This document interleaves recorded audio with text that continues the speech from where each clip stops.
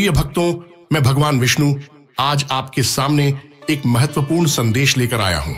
यह संसार कर्म और संघर्ष से भरा है। हर व्यक्ति जीवन में सुख, शांति और समृद्धि की कामना करता है, लेकिन कई बार बाधाएं आपके मार्ग को अवरुद्ध कर देती हैं। जीवन में हर प्रकार की सफलता, धन और सुख पाने के लिए एक दिव्य मार्ग है, और वह है मेरा पवित्र मंत्र। यह मंत्र अत्यंत शक्तिशाली है। जो भी भक्त इस मंत्र का 108 बार श्रद्धा और विश्वास के साथ जाप करता है, उसे मेरे आशीर्वाद से हर प्रकार की बाधाओं से मुक्ति मिलेगी और वह हर उस चीज को प्राप्त करेगा जिसकी वह कामना करता है, चाहे वह धन हो, सफलता हो या मानसिक शांति। यह मंत्र न केवल आपको बाहरी सुख देता है, बल्कि आपके आंतरिक मन को भी शुद्ध करता है। अब मैं आपको विष्णु पुराण की एक कथा सुनाता हूं। एक समय की बात है जब धरती पर राक्षसों का अत्याचार बढ़ गया था और मनुष्य, देवता सभी परेशान हो गए थे। तब देवताओं ने मेरी शरण ली और मेरा आह्वान किया। मैंने उनकी प्रार्थना सुनी और नारायण रूप में प्रकट हुआ। मैंने उनके साथ मंत्रों का जाप किया और फिर अपनी दिव्य शक्ति से राक्षसों का नाश किया। यह शक्ति उन्हें मेरे मंत्र से मिली थी, जिसने हर बाधा को समाप्त कर दिया। प्रिय भक्तों, यह मंत्र कोई साधारण मंत्र नहीं है। यह ब्रह्मांड की दिव्य शक्तियों से जुड़ा हुआ है।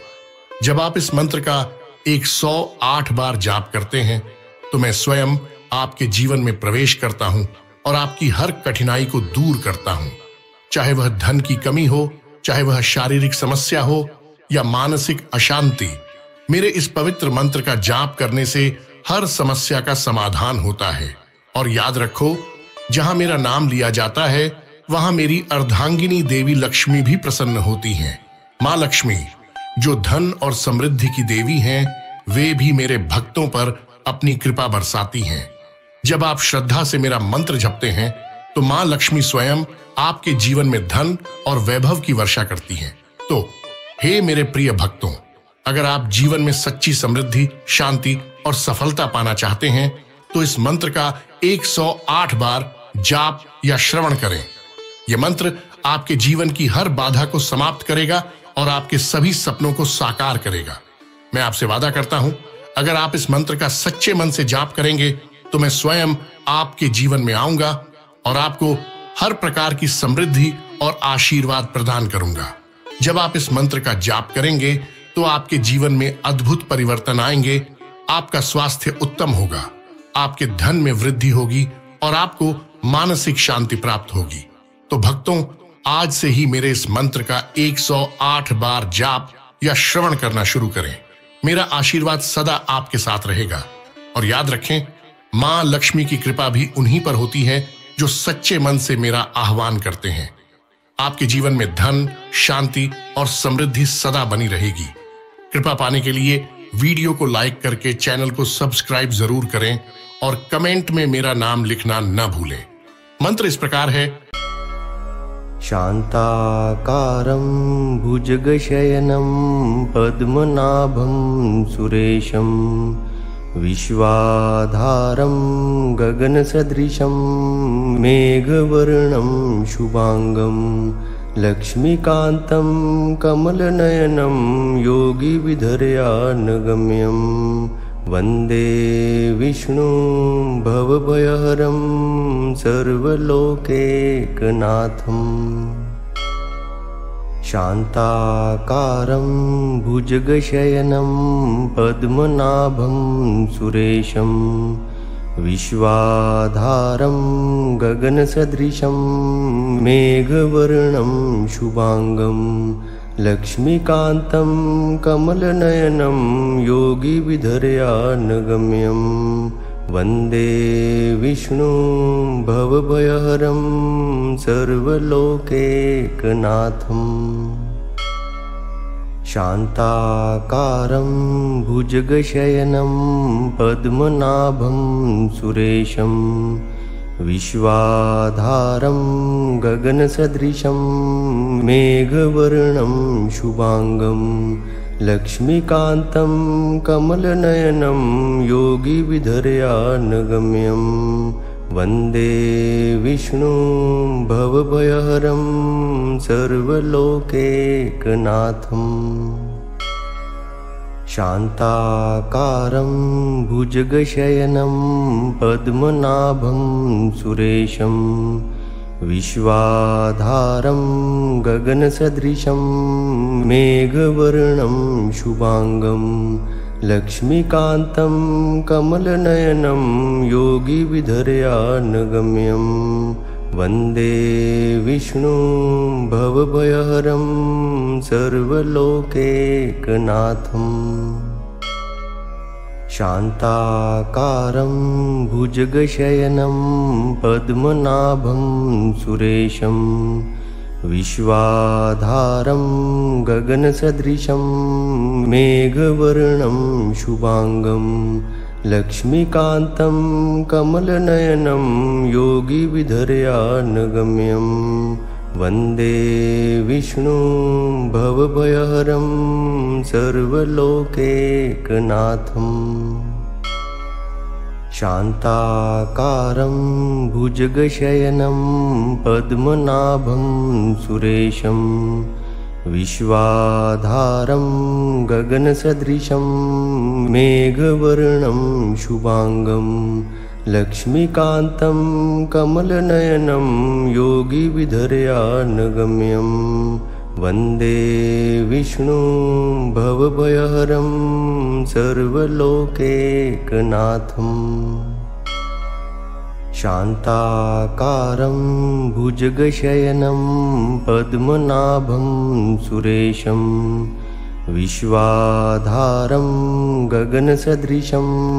मेघवर्णं शुभांगं लक्ष्मीकान्तं कमलनयनं योगिविधर्यानगम्यं वन्दे विष्णुं भवभयहरं सर्वलोकैकनाथम् शान्ताकारं भुजगशयनं पद्मनाभं सुरेशं विश्वाधारं गगनसदृशं मेघवर्णं शुभांगं लक्ष्मीकान्तं कमलनयनं योगिविधर्यानगम्यं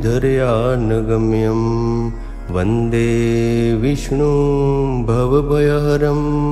सर्वलोकैकनाथम् शान्ताकारं भुजगशयनं पद्मनाभं सुरेशं विश्वाधारं गगनसदृशं मेघवर्णं शुभांगं लक्ष्मीकान्तं कमलनयनं योगिविधर्यानगम्यं वन्दे विष्णुं भवभयहरं सर्वलोकैकनाथम् शान्ताकारं भुजगशयनं पद्मनाभं सुरेशं विश्वाधारं गगनसदृशं मेघवर्णं शुभांगं लक्ष्मीकान्तं कमलनयनं योगिविधर्यानगम्यं वन्दे विष्णुं भवभयहरं सर्वलोकैकनाथम् शान्ताकारं भुजगशयनं पद्मनाभं सुरेशं विश्वाधारं गगनसदृशं मेघवर्णं शुभांगं लक्ष्मीकान्तं कमलनयनं योगिविधर्यानगम्यं वन्दे विष्णुं भवभयहरं सर्वलोकैकनाथम् शान्ताकारं भुजगशयनं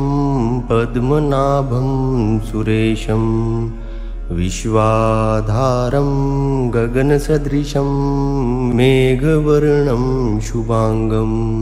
लक्ष्मीकान्तं कमलनयनं योगिविधर्यानगम्यं वन्दे विष्णुं भवभयहरं सर्वलोकैकनाथम् शान्ताकारं भुजगशयनं पद्मनाभं सुरेशं विश्वाधारं गगनसदृशं मेघवर्णं शुभांगं लक्ष्मीकान्तं कमलनयनं योगिविधर्यानगम्यं वन्दे विष्णुं भवभयहरं सर्वलोकैकनाथं। शान्ताकारं भुजगशयनं पद्मनाभं सुरेशं विश्वाधारं गगनसदृशं मेघवर्णं शुभांगं लक्ष्मीकान्तं कमलनयनं योगिविधर्यानगम्यं वन्दे विष्णुं भवभयहरं सर्वलोकैकनाथं। शान्ताकारं भुजगशयनं पद्मनाभं सुरेशं विश्वाधारं गगनसदृशं मेघवर्णं शुभांगं लक्ष्मीकान्तं कमलनयनं योगिविधर्यानगम्यं वन्दे विष्णुं भवभयहरं सर्वलोकैकनाथं। शान्ताकारं भुजगशयनं पद्मनाभं सुरेशं विश्वाधारं गगनसदृशं मेघवर्णं शुभांगं लक्ष्मीकान्तं कमलनयनं योगिविधर्यानगम्यं वन्दे विष्णुं भवभयहरं सर्वलोकैकनाथं। शान्ताकारं भुजगशयनं पद्मनाभं सुरेशं विश्वाधारं गगनसदृशं मेघवर्णं शुभांगं लक्ष्मीकान्तं कमलनयनं योगिविधर्यानगम्यं वन्दे विष्णुं भवभयहरं सर्वलोकैकनाथं।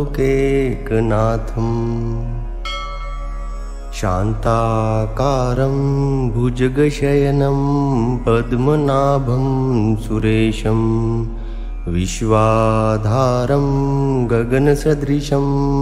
मेघवर्णं शुभांगं लक्ष्मीकान्तं कमलनयनं योगिविधर्यानगम्यं वन्दे विष्णुं भवभयहरं सर्वलोकैकनाथं। शान्ताकारं भुजगशयनं पद्मनाभं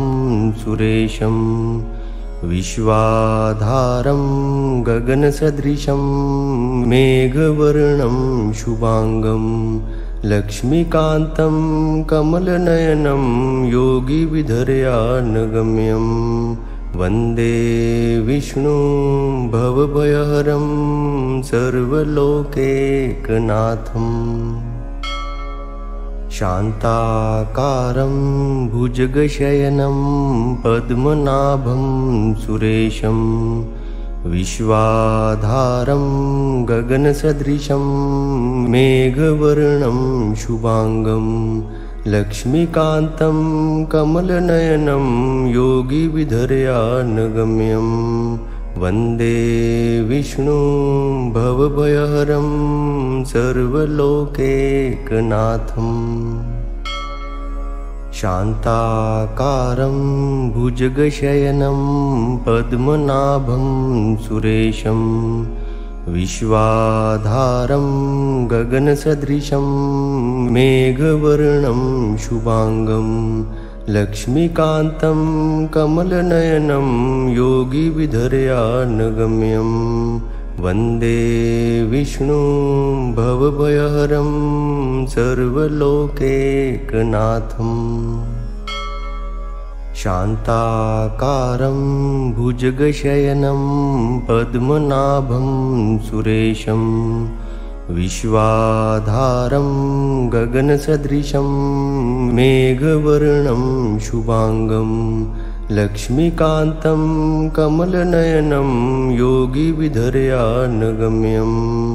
वन्दे विष्णुं भवभयहरं सर्वलोकैकनाथम् शान्ताकारं भुजगशयनं पद्मनाभं सुरेशं विश्वाधारं गगनसदृशं मेघवर्णं शुभांगं लक्ष्मीकान्तं कमलनयनं योगिविधर्यानगम्यं वन्दे विष्णुं भवभयहरं सर्वलोकैकनाथम् शान्ताकारं भुजगशयनं पद्मनाभं सुरेशं विश्वाधारं गगनसदृशं मेघवर्णं शुभांगं लक्ष्मीकान्तं कमलनयनं योगिविधर्यानगम्यं वन्दे विष्णुं भवभयहरं सर्वलोकैकनाथम् शान्ताकारं भुजगशयनं पद्मनाभं सुरेशं विश्वाधारं गगनसदृशं मेघवर्णं शुभांगं लक्ष्मीकान्तं कमलनयनं योगिविधर्यानगम्यं वन्दे विष्णुं भवभयहरं सर्वलोकैकनाथम् शान्ताकारं भुजगशयनं पद्मनाभं सुरेशं विश्वाधारं गगनसदृशं मेघवर्णं शुभांगं लक्ष्मीकान्तं कमलनयनं योगिविधर्यानगम्यं वन्दे विष्णुं भवभयहरं सर्वलोकैकनाथम् शान्ताकारं भुजगशयनं पद्मनाभं सुरेशं विश्वाधारं गगनसदृशं मेघवर्णं शुभांगं लक्ष्मीकान्तं कमलनयनं योगिविधर्यानगम्यं वन्दे विष्णुं भवभयहरं सर्वलोकैकनाथम् शान्ताकारं भुजगशयनं पद्मनाभं सुरेशं विश्वाधारं गगनसदृशं मेघवर्णं शुभांगं लक्ष्मीकान्तं कमलनयनं योगिविधर्यानगम्यं वन्दे विष्णुं भवभयहरं सर्वलोकैकनाथम् शान्ताकारं भुजगशयनं पद्मनाभं सुरेशं विश्वाधारं गगनसदृशं मेघवर्णं शुभांगं लक्ष्मीकान्तं कमलनयनं योगिविधर्यानगम्यं वन्दे विष्णुं भवभयहरं सर्वलोकैकनाथम् शान्ताकारं भुजगशयनं पद्मनाभं सुरेशं विश्वाधारं गगनसदृशं मेघवर्णं शुभांगं लक्ष्मीकान्तं कमलनयनं योगिविधर्यानगम्यं वन्दे विष्णुं भवभयहरं सर्वलोकैकनाथम् शान्ताकारं भुजगशयनं पद्मनाभं सुरेशं विश्वाधारं गगनसदृशं मेघवर्णं शुभांगं लक्ष्मीकान्तं कमलनयनं योगिविधर्यानगम्यं वन्दे विष्णुं भवभयहरं सर्वलोकैकनाथम्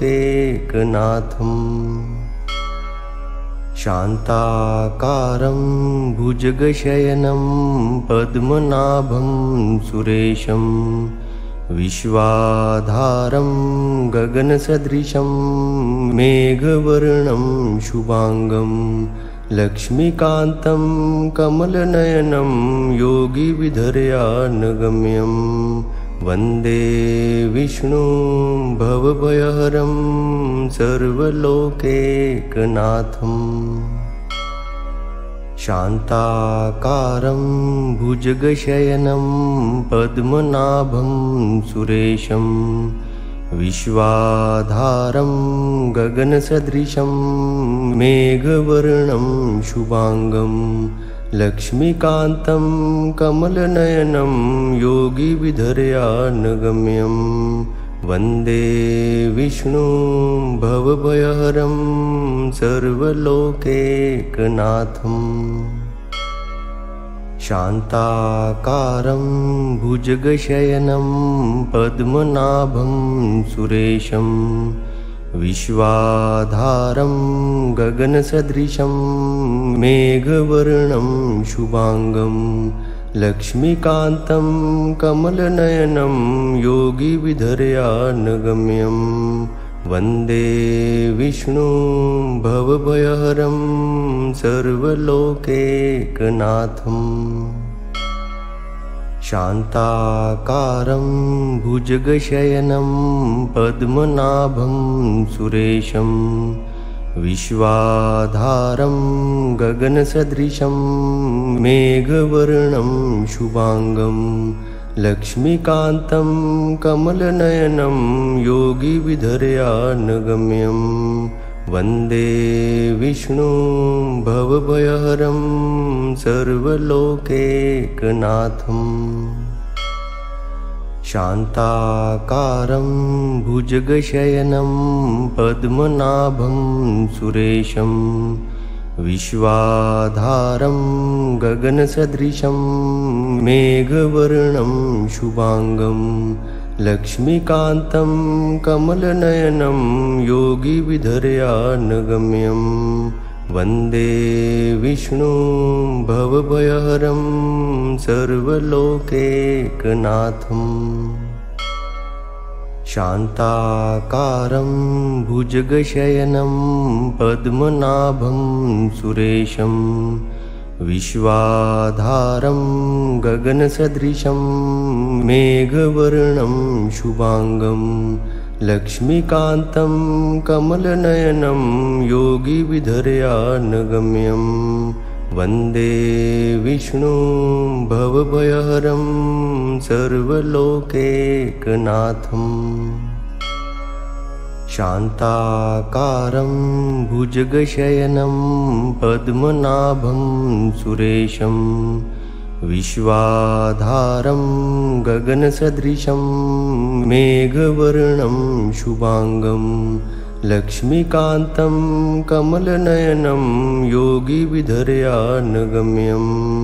वन्दे विष्णुं भवभयहरं सर्वलोकैकनाथम् शान्ताकारं भुजगशयनं पद्मनाभं सुरेशं विश्वाधारं गगनसदृशं मेघवर्णं शुभांगं लक्ष्मीकान्तं कमलनयनं योगिविधर्यानगम्यं वन्दे विष्णुं भवभयहरं सर्वलोकैकनाथम् शान्ताकारं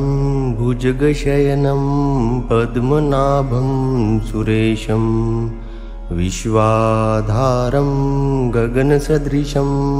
मेघवर्णं शुभांगं लक्ष्मीकान्तं कमलनयनं योगिविधर्यानगम्यं वन्दे विष्णुं भवभयहरं सर्वलोकैकनाथम् शान्ताकारं भुजगशयनं पद्मनाभं सुरेशं विश्वाधारं गगनसदृशं मेघवर्णं शुभांगं लक्ष्मीकान्तं कमलनयनं योगिविधर्यानगम्यं वन्दे विष्णुं भवभयहरं सर्वलोकैकनाथम् शान्ताकारं भुजगशयनं पद्मनाभं सुरेशं विश्वाधारं गगनसदृशं मेघवर्णं शुभांगं लक्ष्मीकान्तं कमलनयनं योगिविधर्यानगम्यं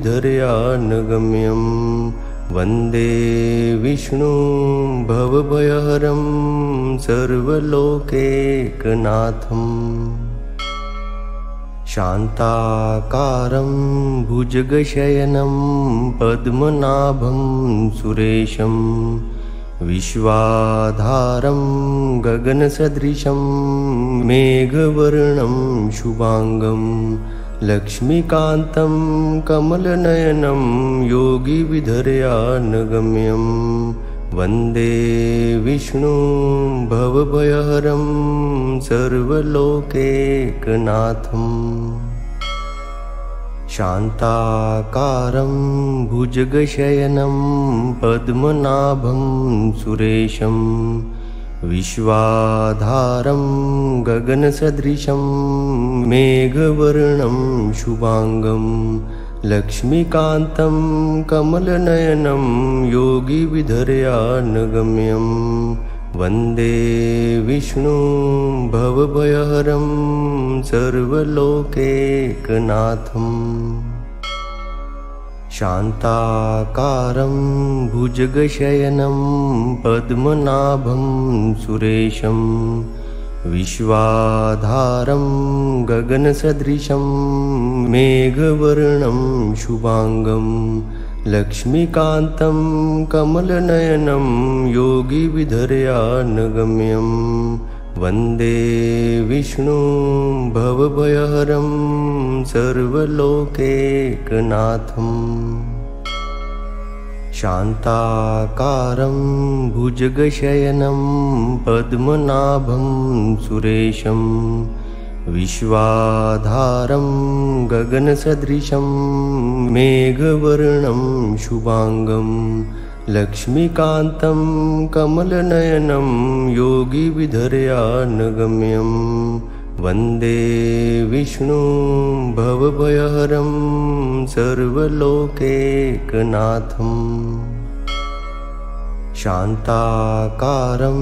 भुजगशयनं पद्मनाभं सुरेशं विश्वाधारं गगनसदृशं मेघवर्णं शुभांगं लक्ष्मीकान्तं कमलनयनं योगिविधर्यानगम्यं वन्दे विष्णुं भवभयहरं सर्वलोकैकनाथम् शान्ताकारं भुजगशयनं पद्मनाभं सुरेशं विश्वाधारं गगनसदृशं मेघवर्णं शुभांगं लक्ष्मीकान्तं कमलनयनं योगिविधर्यानगम्यं वन्दे विष्णुं भवभयहरं सर्वलोकैकनाथम् शान्ताकारं भुजगशयनं पद्मनाभं सुरेशं विश्वाधारं गगनसदृशं मेघवर्णं शुभांगं लक्ष्मीकान्तं कमलनयनं योगिविधर्यानगम्यं वन्दे विष्णुं भवभयहरं सर्वलोकैकनाथम् शान्ताकारं भुजगशयनं पद्मनाभं सुरेशं विश्वाधारं गगनसदृशं मेघवर्णं शुभांगं लक्ष्मीकान्तं कमलनयनं योगिविधर्यानगम्यं वन्दे विष्णुं भवभयहरं सर्वलोकैकनाथम् शान्ताकारं भुजगशयनं पद्मनाभं सुरेशं विश्वाधारं गगनसदृशं मेघवर्णं शुभांगं लक्ष्मीकान्तं कमलनयनं योगिविधर्यानगम्यं वन्दे विष्णुं भवभयहरं सर्वलोकैकनाथम् शान्ताकारं भुजगशयनं पद्मनाभं सुरेशं विश्वाधारं गगनसदृशं मेघवर्णं शुभांगं लक्ष्मीकान्तं कमलनयनं योगिविधर्यानगम्यं वन्दे विष्णुं भवभयहरं सर्वलोकैकनाथम् शान्ताकारं भुजगशयनं पद्मनाभं सुरेशं विश्वाधारं गगनसदृशं मेघवर्णं शुभांगं लक्ष्मीकान्तं कमलनयनं योगिविधर्यानगम्यं वन्दे विष्णुं भवभयहरं सर्वलोकैकनाथम् शान्ताकारं भुजगशयनं पद्मनाभं सुरेशं विश्वाधारं गगनसदृशं मेघवर्णं शुभांगं लक्ष्मीकान्तं कमलनयनं योगिविधर्यानगम्यं वन्दे विष्णुं भवभयहरं सर्वलोकैकनाथम् शान्ताकारं भुजगशयनं पद्मनाभं सुरेशं विश्वाधारं गगनसदृशं मेघवर्णं शुभांगं लक्ष्मीकान्तं कमलनयनं योगिविधर्यानगम्यं वन्दे विष्णुं भवभयहरं सर्वलोकैकनाथम् शान्ताकारं भुजगशयनं पद्मनाभं सुरेशं विश्वाधारं गगनसदृशं मेघवर्णं शुभांगं लक्ष्मीकान्तं कमलनयनं योगिविधर्यानगम्यं वन्दे विष्णुं भवभयहरं सर्वलोकैकनाथम् शान्ताकारं भुजगशयनं पद्मनाभं सुरेशं विश्वाधारं गगनसदृशं मेघवर्णं शुभांगं लक्ष्मीकान्तं कमलनयनं योगिविधर्यानगम्यं वन्दे विष्णुं भवभयहरं सर्वलोकैकनाथम् शान्ताकारं भुजगशयनं पद्मनाभं सुरेशं विश्वाधारं गगनसदृशं मेघवर्णं शुभांगं लक्ष्मीकान्तं कमलनयनं योगिविधर्यानगम्यं वन्दे विष्णुं भवभयहरं सर्वलोकैकनाथम् शान्ताकारं भुजगशयनं पद्मनाभं सुरेशं विश्वाधारं गगनसदृशं मेघवर्णं शुभांगं लक्ष्मीकान्तं कमलनयनं योगिविधर्यानगम्यं वन्दे विष्णुं भवभयहरं सर्वलोकैकनाथम् शान्ताकारं भुजगशयनं पद्मनाभं सुरेशं विश्वाधारं गगनसदृशं मेघवर्णं शुभांगं लक्ष्मीकान्तं कमलनयनं योगिविधर्यानगम्यं वन्दे विष्णुं भवभयहरं सर्वलोकैकनाथम् शान्ताकारं भुजगशयनं पद्मनाभं सुरेशं विश्वाधारं गगनसदृशं मेघवर्णं शुभांगं लक्ष्मीकान्तं कमलनयनं योगिविधर्यानगम्यं वन्दे विष्णुं भवभयहरं सर्वलोकैकनाथम् शान्ताकारं भुजगशयनं पद्मनाभं सुरेशं विश्वाधारं गगनसदृशं मेघवर्णं शुभांगं लक्ष्मीकान्तं कमलनयनं योगिविधर्यानगम्यं वन्दे विष्णुं भवभयहरं सर्वलोकैकनाथम् शान्ताकारं भुजगशयनं पद्मनाभं सुरेशं विश्वाधारं गगनसदृशं मेघवर्णं शुभांगं लक्ष्मीकान्तं कमलनयनं योगिविधर्यानगम्यं वन्दे विष्णुं भवभयहरं सर्वलोकैकनाथम् शान्ताकारं भुजगशयनं पद्मनाभं सुरेशं विश्वाधारं गगनसदृशं मेघवर्णं शुभांगं लक्ष्मीकान्तं कमलनयनं योगिविधर्यानगम्यं वन्दे विष्णुं भवभयहरं सर्वलोकैकनाथम् शान्ताकारं भुजगशयनं पद्मनाभं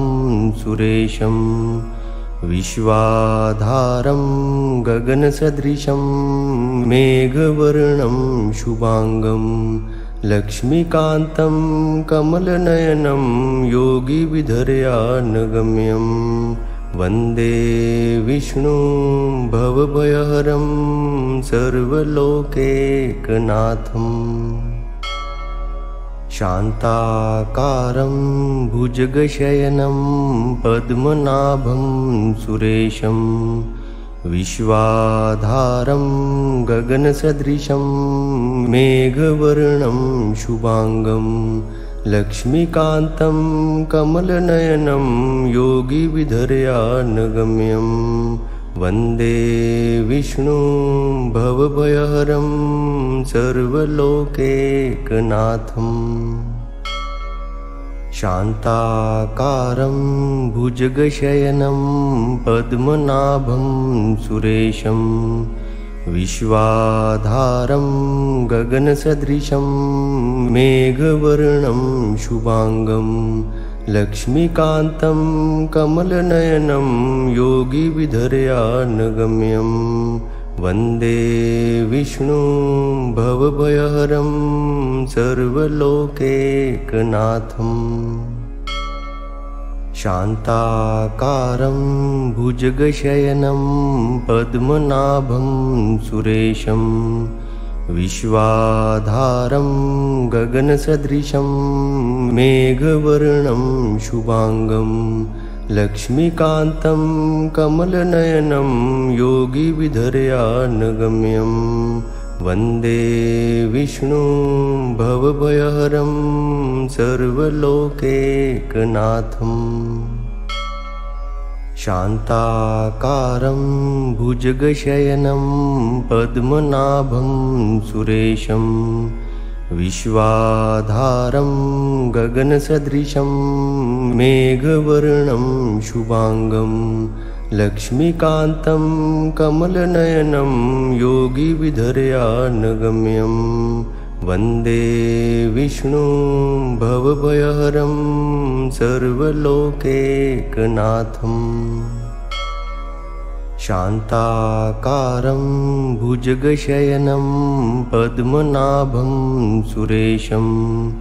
विश्वाधारं गगनसदृशं मेघवर्णं शुभांगं लक्ष्मीकान्तं कमलनयनं योगिविधर्यानगम्यं वन्दे विष्णुं भवभयहरं सर्वलोकैकनाथम्। शान्ताकारं भुजगशयनं पद्मनाभं सुरेशं विश्वाधारं गगनसदृशं मेघवर्णं शुभांगं लक्ष्मीकान्तं कमलनयनं योगिविधर्यानगम्यं वन्दे विष्णुं भवभयहरं सर्वलोकैकनाथम्। शान्ताकारं भुजगशयनं पद्मनाभं सुरेशं विश्वाधारं गगनसदृशं मेघवर्णं शुभांगं लक्ष्मीकान्तं कमलनयनं योगिविधर्यानगम्यं वन्दे विष्णुं भवभयहरं सर्वलोकैकनाथम्। शान्ताकारं भुजगशयनं पद्मनाभं सुरेशं विश्वाधारं गगनसदृशं मेघवर्णं शुभांगं लक्ष्मीकान्तं कमलनयनं योगिविधर्यानगम्यं वन्दे विष्णुं भवभयहरं सर्वलोकैकनाथम्। शान्ताकारं भुजगशयनं पद्मनाभं सुरेशं विश्वाधारं गगनसदृशं मेघवर्णं शुभांगं लक्ष्मीकान्तं कमलनयनं योगिविधर्यानगम्यं वन्दे विष्णुं भवभयहरं सर्वलोकैकनाथम्। शान्ताकारं भुजगशयनं पद्मनाभं सुरेशं विश्वाधारं गगनसदृशं मेघवर्णं शुभांगं लक्ष्मीकान्तं कमलनयनं योगिविधर्यानगम्यं वन्दे विष्णुं भवभयहरं सर्वलोकैकनाथम्। शान्ताकारं भुजगशयनं पद्मनाभं सुरेशं विश्वाधारं गगनसदृशं मेघवर्णं शुभांगं लक्ष्मीकान्तं कमलनयनं योगिविधर्यानगम्यं वन्दे विष्णुं भवभयहरं सर्वलोकैकनाथम्। शान्ताकारं भुजगशयनं पद्मनाभं सुरेशं विश्वाधारं गगनसदृशं मेघवर्णं शुभांगं लक्ष्मीकान्तं कमलनयनं योगिविधर्यानगम्यं वन्दे विष्णुं भवभयहरं सर्वलोकैकनाथम् शान्ताकारं भुजगशयनं पद्मनाभं सुरेशं विश्वाधारं गगनसदृशं मेघवर्णं शुभांगं लक्ष्मीकान्तं कमलनयनं योगिविधर्यानगम्यं वन्दे विष्णुं भवभयहरं सर्वलोकैकनाथम् शान्ताकारं भुजगशयनं पद्मनाभं सुरेशं विश्वाधारं गगनसदृशं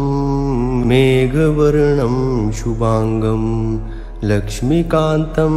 कमलनयनं योगिविधर्यानगम्यं वन्दे विष्णुं भवभयहरं सर्वलोकैकनाथम् शान्ताकारं भुजगशयनं पद्मनाभं सुरेशं विश्वाधारं गगनसदृशं मेघवर्णं शुभांगं लक्ष्मीकान्तं कमलनयनं योगिविधर्यानगम्यं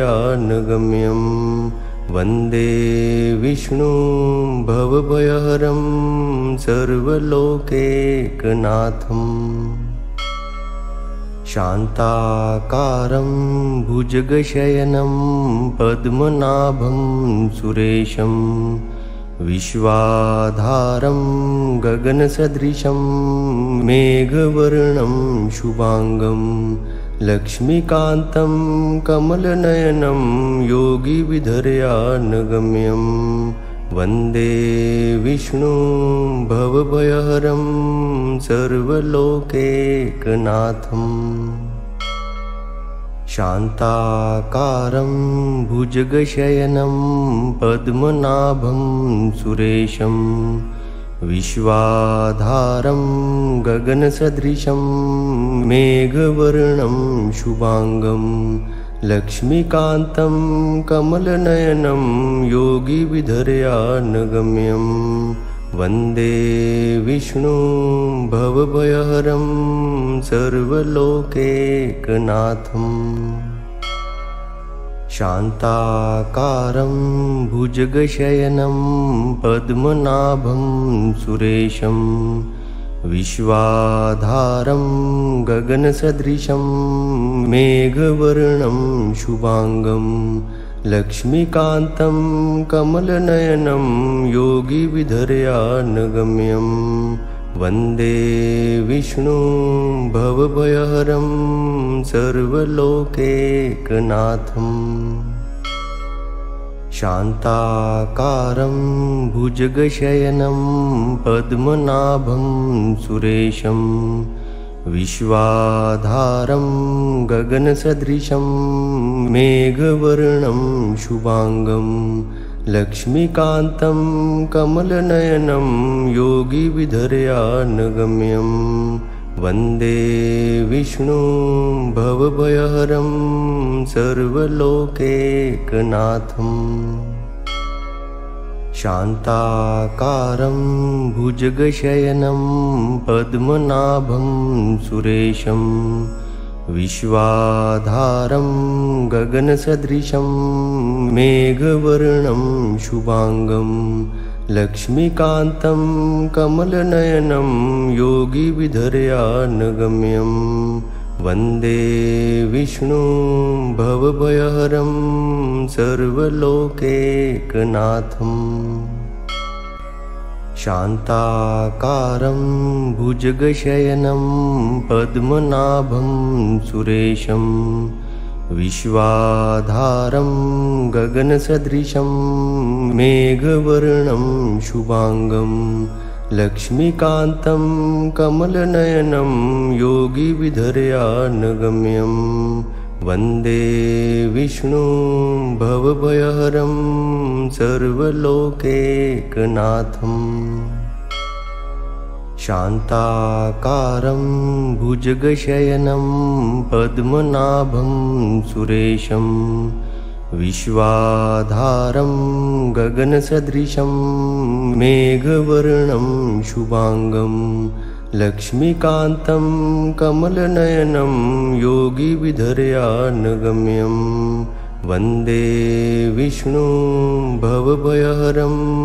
सर्वलोकैकनाथम् शान्ताकारं भुजगशयनं पद्मनाभं सुरेशं विश्वाधारं गगनसदृशं मेघवर्णं शुभांगं लक्ष्मीकान्तं कमलनयनं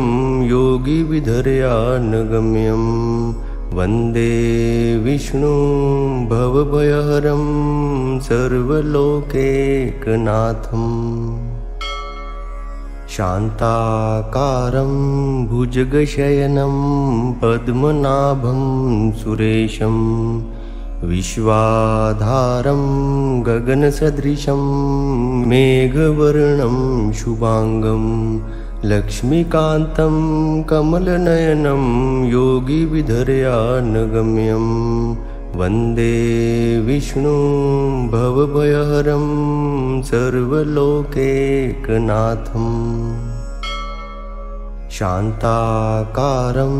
भुजगशयनं पद्मनाभं सुरेशं विश्वाधारं गगनसदृशं मेघवर्णं शुभांगं लक्ष्मीकान्तं कमलनयनं योगिविधर्यानगम्यं वन्दे विष्णुं भवभयहरं सर्वलोकैकनाथम् शान्ताकारं भुजगशयनं पद्मनाभं सुरेशं विश्वाधारं गगनसदृशं मेघवर्णं शुभांगं लक्ष्मीकान्तं कमलनयनं योगिविधर्यानगम्यं वन्दे विष्णुं भवभयहरं सर्वलोकैकनाथम् शान्ताकारं भुजगशयनं पद्मनाभं सुरेशं विश्वाधारं गगनसदृशं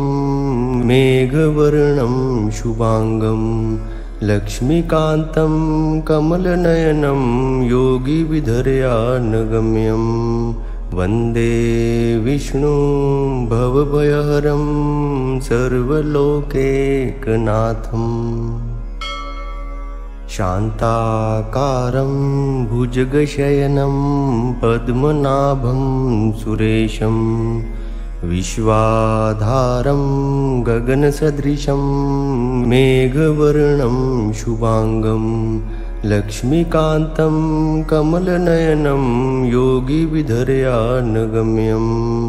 वन्दे विष्णुं भवभयहरं सर्वलोकैकनाथम् शान्ताकारं भुजगशयनं पद्मनाभं सुरेशं विश्वाधारं गगनसदृशं मेघवर्णं शुभांगं लक्ष्मीकान्तं कमलनयनं योगिविधर्यानगम्यं वन्दे विष्णुं भवभयहरं सर्वलोकैकनाथम् शान्ताकारं भुजगशयनं पद्मनाभं सुरेशं विश्वाधारं गगनसदृशं मेघवर्णं शुभांगं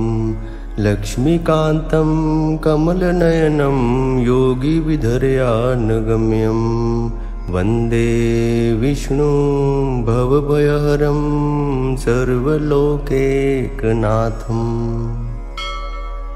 शान्ताकारं भुजगशयनं पद्मनाभं सुरेशं विश्वाधारं गगनसदृशं मेघवर्णं शुभांगं लक्ष्मीकान्तं कमलनयनं योगिविधर्यानगम्यं वन्दे विष्णुं भवभयहरं सर्वलोकैकनाथम्। शान्ताकारं भुजगशयनं पद्मनाभं सुरेशं विश्वाधारं गगनसदृशं मेघवर्णं शुभांगं लक्ष्मीकान्तं कमलनयनं योगिविधर्यानगम्यं वन्दे विष्णुं भवभयहरं सर्वलोकैकनाथम्। शान्ताकारं भुजगशयनं पद्मनाभं सुरेशं विश्वाधारं गगनसदृशं मेघवर्णं शुभांगं लक्ष्मीकान्तं कमलनयनं योगिविधर्यानगम्यं वन्दे विष्णुं भवभयहरं सर्वलोकैकनाथम्। शान्ताकारं भुजगशयनं पद्मनाभं सुरेशं विश्वाधारं गगनसदृशं मेघवर्णं शुभांगं लक्ष्मीकान्तं कमलनयनं योगिविधर्यानगम्यं वन्दे विष्णुं भवभयहरं सर्वलोकैकनाथम्। शान्ताकारं भुजगशयनं पद्मनाभं सुरेशं विश्वाधारं गगनसदृशं मेघवर्णं शुभांगं लक्ष्मीकान्तं कमलनयनं योगिविधर्यानगम्यं वन्दे विष्णुं भवभयहरं सर्वलोकैकनाथम्। शान्ताकारं भुजगशयनं पद्मनाभं सुरेशं विश्वाधारं गगनसदृशं मेघवर्णं शुभांगं लक्ष्मीकान्तं कमलनयनं योगिविधर्यानगम्यं वन्दे विष्णुं भवभयहरं सर्वलोकैकनाथम्। शान्ताकारं भुजगशयनं पद्मनाभं सुरेशं विश्वाधारं गगनसदृशं मेघवर्णं शुभांगं लक्ष्मीकान्तं कमलनयनं योगिविधर्यानगम्यं वन्दे विष्णुं भवभयहरं सर्वलोकैकनाथम्। शान्ताकारं भुजगशयनं पद्मनाभं सुरेशं विश्वाधारं गगनसदृशं मेघवर्णं शुभांगं लक्ष्मीकान्तं कमलनयनं योगिविधर्यानगम्यं वन्दे विष्णुं भवभयहरं सर्वलोकैकनाथम्। शान्ताकारं भुजगशयनं पद्मनाभं सुरेशं विश्वाधारं गगनसदृशं मेघवर्णं शुभांगं लक्ष्मीकान्तं कमलनयनं योगिविधर्यानगम्यं वन्दे विष्णुं भवभयहरं सर्वलोकैकनाथम्। शान्ताकारं भुजगशयनं पद्मनाभं सुरेशं विश्वाधारं गगनसदृशं मेघवर्णं शुभांगं लक्ष्मीकान्तं कमलनयनं योगिविधर्या